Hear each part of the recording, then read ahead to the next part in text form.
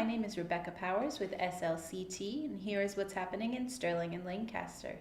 The Wachusett Food Pantry would like to extend a thank you to their volunteers for all the hard work they put in loading cars and stocking shelves, to the community for all the food drives, donations, and continued support, and to Gary Donatus, who allows them to operate out of the Cream Crock facility.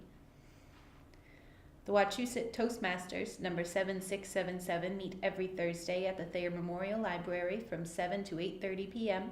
This group helps people develop speaking and leadership skills.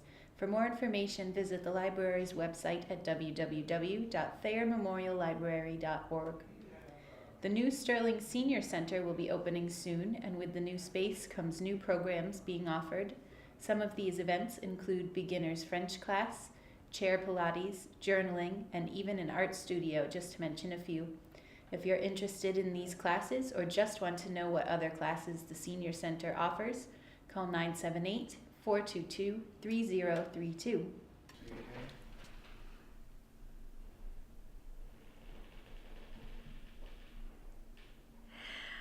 I'm Lex Thomas, editor of Sterling Meeting House News, and I don't often get to share a stage with a stuffed tick, but that's exactly what I'm doing today, brought by my special guest, Michelle Miller, who is the co-founder of the Central Massachusetts Lyme Foundation. Mm-hmm. Welcome. Thank you, Lex.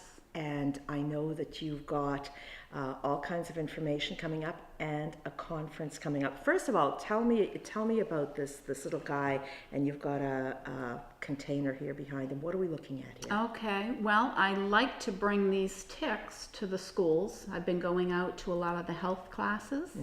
Mm-hmm. The third year I've been at the Grafton High School speaking to them about tick prevention mm-hmm. and how not to get Lyme disease. As you know, our pets like to bring in the ticks. Mm-hmm. You told me that you did have a tick in your house this morning. Just this morning. Yeah, yes. So unfortunately, if our pets are sleeping with us, they are bringing them into mm-hmm. the house. Mm-hmm. So I like to go out and educate mm-hmm. on prevention. Mm-hmm. That's mainly why our foundation was founded, because mm-hmm. we're trying to raise more awareness as to how serious Lyme disease can be. Mm-hmm. I brought some products with me. Permethrin, we encourage only people to put that on their clothes and shoes, mm-hmm. Not on their skin. And we encourage them to also use on their skin this natural product. Please do not use any of that DEET mm-hmm. on your skin. Our skin is like a sponge, mm-hmm. and our skin is one of our major organs, so it goes right to our bloodstream. It's our largest organ, I believe. Mm-hmm. Mm-hmm. Yeah. So this product, ticks and all, I know it's at Robbins Garden Center in Oxford. It's about $7. Mm-hmm. It has all natural oils, and ticks do not like that scent. So we encourage people to use that when they're out in the woods. Stay on the trails. Mm-hmm.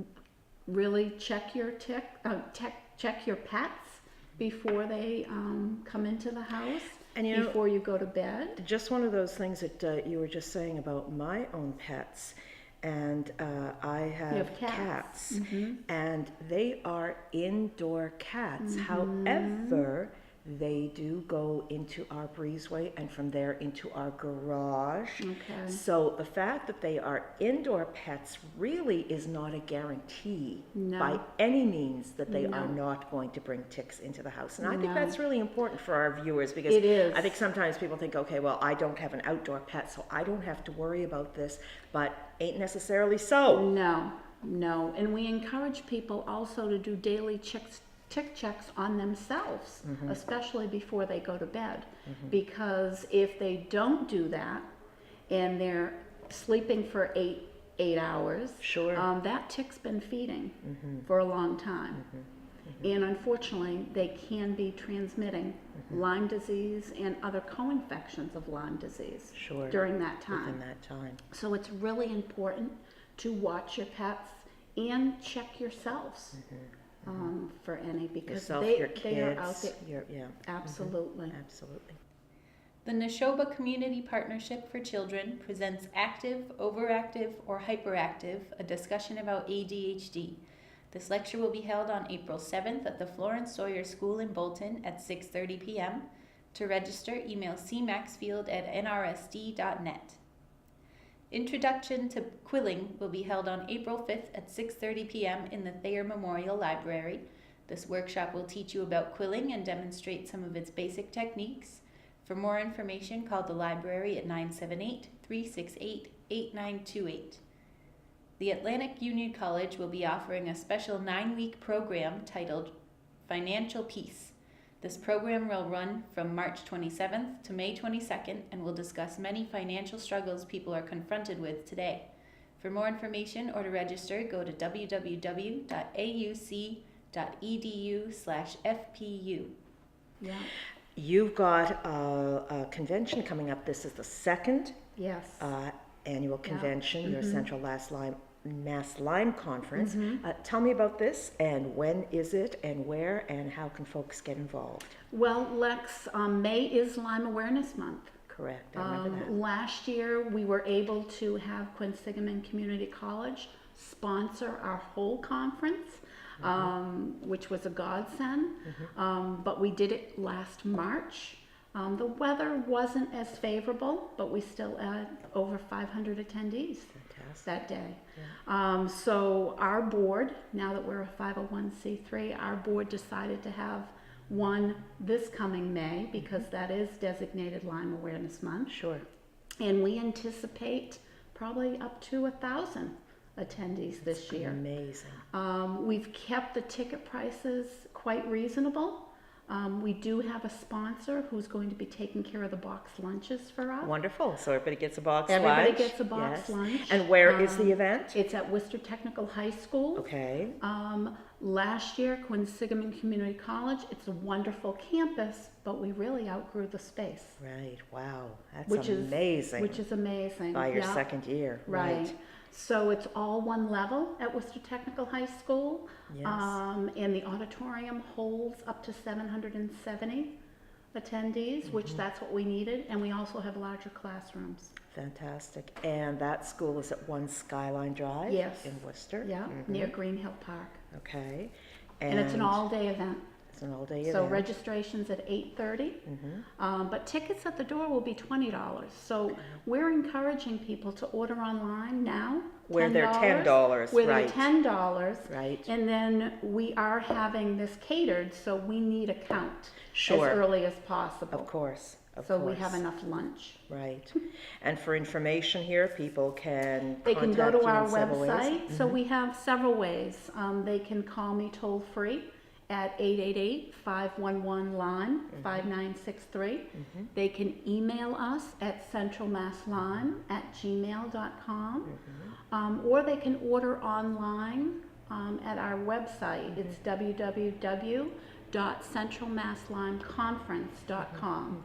We also have a foundation website that is www.centralmasslyme.org.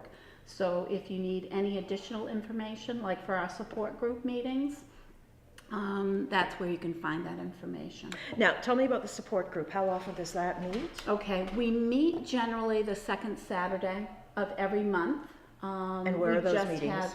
We just had a meeting, March 12th. Our next meeting, Lex, is April 9th, and it's Saturday from 1 to 3 p.m.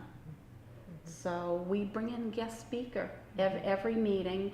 It's not going to be your typical support group where you're going to see a round table of people sharing their aches and pains.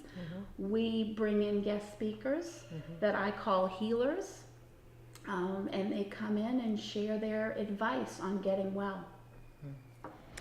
Now, Michelle, the last time I spoke to you on the air was about a year ago when you were preparing for the last one. Yeah. And it's amazing to me the amount of momentum that you have built around this. So it's telling me that there really is a need for this. I agree. And I'd like to just remind our viewers why. Why this cause? Why are you doing this? Why is this important? And why is this important in this area? Yes, all right. Well, Massachusetts is the third highest state for Lyme disease in co-infections. And if you don't know what co-infections are, please look that up. There are several strains of Lyme disease, so I tell people that one tick may have something else that could cause you to be very, very sick. Unfortunately, Lex, it's not just Lyme disease. And many people get misdiagnosed, like my mother, as you know. And for you, that's a very personal story. This is right. This is why I do this. Yes. My mother in 2011 was diagnosed with what we know as Lou Gehrig's disease, otherwise known as ALS, which there's no definitive testing for ALS. So thank God my mother questioned the diagnosis. And women's intuition, she knew it was something else, and she sought a holistic physician who fortunately was a Lyme literate physician. And you hear me talk about that a lot at our support groups. A Lyme literate doctor is really the key in getting the proper testing as well as the proper diagnosis.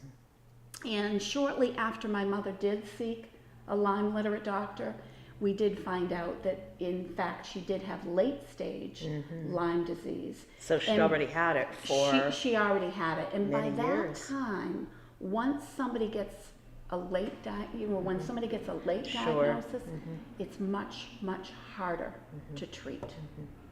And she passed away from complications of that. Right. And I found journals of really her despair in isolation with this illness. Yeah, it was very fortunate too that she really kept track of those things, and she left those things for you to find. Yes. And I think her that's symptoms been, and her medical records, all of that. And that's been very much the foundation now of your work. Yes. Yes, yeah. Yeah. Well, Michelle, thank you as always for all the great you, information. Good luck with this. So the date that you want to reserve is Saturday, May 21st at Worcester Technical High School, which is at 1 Skyline Drive. Registration is on site at 8:30 a.m. The conference goes from 9 until 4:30 p.m.